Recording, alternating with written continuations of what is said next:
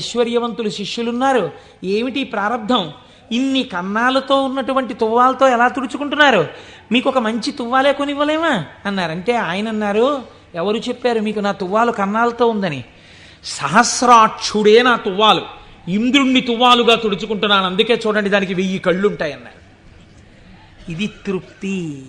తనకిది లేదన్న భావన ఉండదు. అంతా నాదే, నాది కాంతి ఏమిటన్న భావనతో బతుకుతారు పెద్దలు.